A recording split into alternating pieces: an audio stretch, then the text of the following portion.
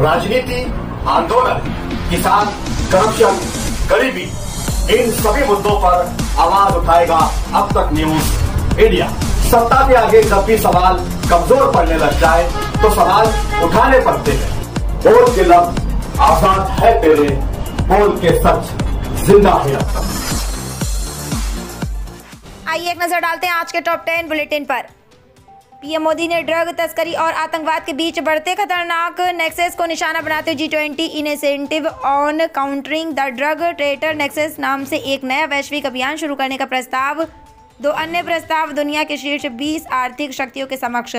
अगले कुछ वर्षों में 10 लाख अफ्रीकी युवाओं को तकनीकी तौर पर प्रशिक्षित करने का भी। दुनिया के विभिन्न हिस्सों में उपलब्ध पारंपरिक ज्ञान को संजो कर रखने से संबंधित। साथ ही पीएम मोदी ने कहा कि मादक द्रव्यों की तस्करी एक बहुत ही बड़ा मुद्दा। फेंटेनिल जैसे अत्यंत घातक ड्रग्स आज तेजी से फैल रहे। ये सिर्फ सार्वजनिक स्वास्थ्य ही नहीं बल्कि सामाजिक स्थिरता और वैश्विक सुरक्षा के लिए भी गंभीर चुनौती। ड्रग्स की काली कमाई अब आतंकवाद को फाइनेंस करने का सबसे बड़ा जरिया। मुख्यमंत्री योगी आदित्यनाथ ने प्रदेश के सभी जिलाधिकारियों को अवैध घुसपैठ पर त्वरित और सख्त कार्रवाई के निर्देश। कहा कि प्रदेश की कानून व्यवस्था, राष्ट्रीय सुरक्षा और सामाजिक समरसता सर्वोच्च प्राथमिकता और किसी प्रकार की अवैध गतिविधि को बर्दाश्त नहीं।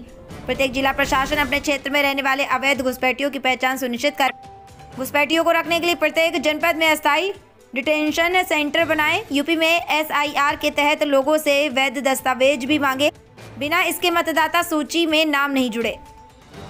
बिहार के लिए स्वीकृत 5 एक्सप्रेस वे पर काम शुरू। राज्य सरकार द्वारा घोषित मेगा प्रोजेक्ट 5 एक्सप्रेस वे को मंजूरी। उसकी लंबाई 1626 किलोमीटर। मेगा प्रोजेक्ट पटना स्थित गंगा पथ का कोइलवर तक विस्तार। अगले महीने से काम शुरू। गंगा किनारे 35.65 किलोमीटर सड़क का निर्माण। लगभग 6000 करोड़ रुपए प्रोजेक्ट का 18 किलोमीटर हिस्सा एलिवेटेड। इटावा में मुलायम सिंह यादव की जयंती पर आयोजित दंगल में सपा सांसद धर्मेंद्र यादव ने बीजेपी सरकार पर विकास के दावों को लेकर हमला।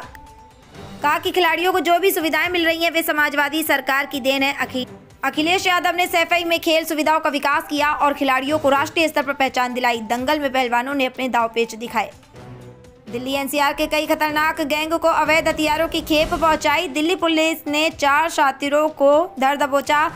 5 से बरामद आधुनिक हथियार चीन और तुर्की में बनाए गए। अवैध कारोबार पाकिस्तान से संचालित देश की आंतरिक सुरक्षा को खतरा पहुंचाने में एक बार फिर उन्हीं देशों का नाम उजागर जिन पर आए दिन कोई ना कोई भारत विरोधी षड्यंत्र रचने का आरोप लगता। पंजाब और हरियाणा हाईकोर्ट ने एक फैसला देते हुए कहा कि लिव इन में रहने वाले 2 वयस्कों की सुरक्षा सुनिश्चित करना राज्य का दायित्व, भले ही उनमें से एक साथी शादीशुदा ही क्यों न हो। साफ किया कि संविधान का अनुच्छेद 21 हर व्यक्ति को जीवन और व्यक्तिगत स्वतंत्रता का अधिकार और ये अधिकार किसी भी रिश्ते की नैतिक या सामाजिक स्वीकार्यता पर निर्भर नहीं करता। महाराष्ट्र में शिवसेना ने कांग्रेस पर कटाक्ष किया है। संजय राउत ने कहा है कि MNS और शिवसेना के गठबंधन में कांग्रेस की राय मायने नहीं। शरद पवार की NCP ने भी एकजुट होकर भाजपा का सामना करने की बात कही। कांग्रेस ने अकेले चुनाव लड़ने का ऐलान किया जिससे विपक्ष की एकता पर सवाल।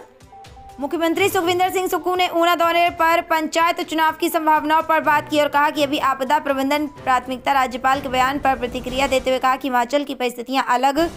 ऊना में बढ़ते अपराध पर सख्त कार्रवाई के आदेश दिए और जनता को सुरक्षा का आश्वासन। प्रशासनिक अधिकारियों के साथ कानून व्यवस्था पर चर्चा। जब तक आपदा प्रबंधन के कार्य पूर्ण नहीं हो जाते तब तक चुनाव पर विचार नहीं। भारत निर्वाचन आयोग को विस्तृत रिपोर्ट भेजी। पंजाब, बिहार, पूर्वी उत्तर प्रदेश और पश्चिम मध्य प्रदेश के कुछ हिस्सों में हल्का कोहरा छाया। अगले 2 से 3 दिनों में मध्य भारत, महाराष्ट्र और गुजरात के कुछ हिस्सों में न्यूनतम तापमान में धीरे धीरे बढ़ोतरी हो सकती। पश्चिम मध्य प्रदेश में कुछ हिस्सों में शीतलहर की स्थिति। अरुणाचल प्रदेश, असम, नागालैंड, मणिपुर और मिजोरम में हल्की बारिश की संभावना। दक्षिण भारत में आंधी तूफान, वज्रपात होने के साथ साथ बारिश की बड़ी चेतावनी। स्टार क्रिकेटर स्मृति मंधाना और सिंगर पलाश मुच्छल अनीता डोंगरे के बनाए कपड़े पहनेंगे। स्मृति मंधाना डायमंड और पोल की ज्वेलरी पहनेंगी। शादी सांगली में दोपहर में। वहीं दोनों तरफ से 140 लोगों को निमंत्रण। पलाश की तरफ से 70 और मंधाना की तरफ से 70 को शादी का न्योता।